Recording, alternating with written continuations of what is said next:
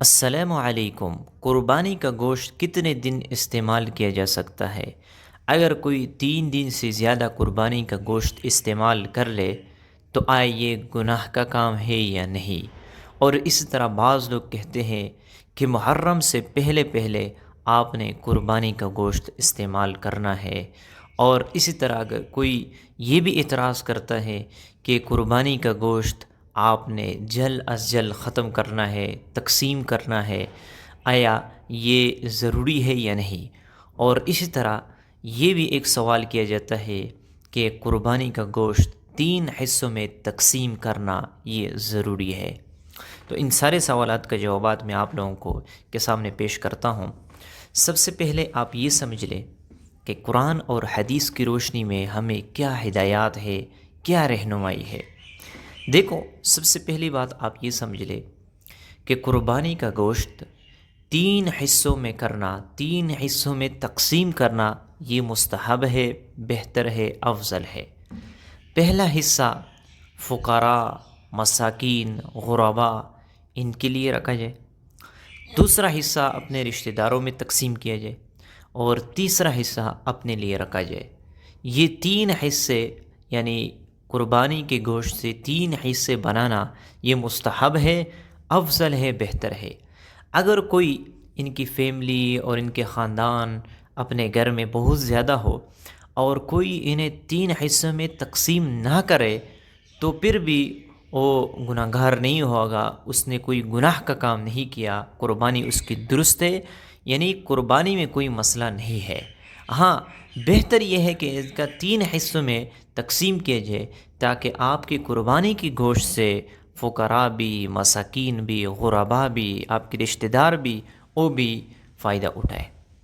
اب مسئلے کی طرف آتے ہیں کہ قربانی کا گوشت 3 دن سے زیادہ استعمال کرنا یہ جائز ہے یا نہیں۔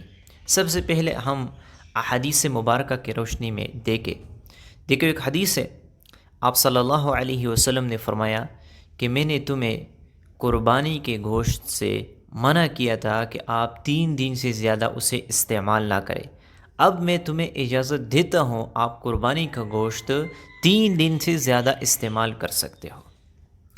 تو اس حدیث سے بالکل واضح ہو جاتا ہے کہ قربانی کا گوشت آپ 3 دن بھی اور 3 دن سے زیادہ بھی آپ استعمال کر سکتے ہو۔ کوئی ضروری نہیں ہے کہ آپ 3 دن، یعنی 3 دن کے اندر آپ نے استعمال کرنا ہے اور 3 دن سے زیادہ آپ نے استعمال نہیں کرنا، نہیں۔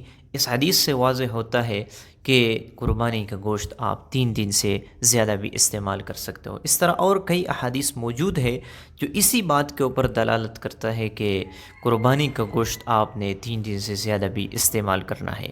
بعض لوگ یہ سمجھتے ہیں کہ آپ نے قربانی کا گوشت 3 دن یعنی استعمال کرنا ہے، اس سے زیادہ آپ نے استعمال نہیں کرنا، ورنہ آپ کی قربانی نہیں ہوگی، قربانی کا گوشت یہ پھر آپ کے لیے حرام ہو جائے گا، حلال نہیں ہے آپ کے لیے۔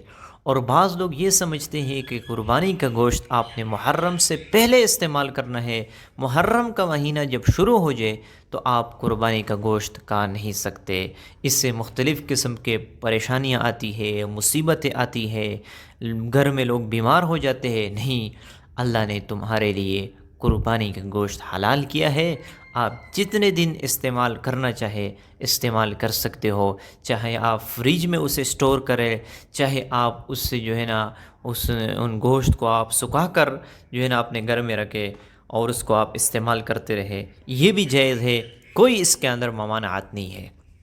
لیکن ایک بات یاد رکھنا، یہ لوگوں کی عقائد ہے، لوگ مختلف قسم کی غلط فہمیوں کا شکار ہے۔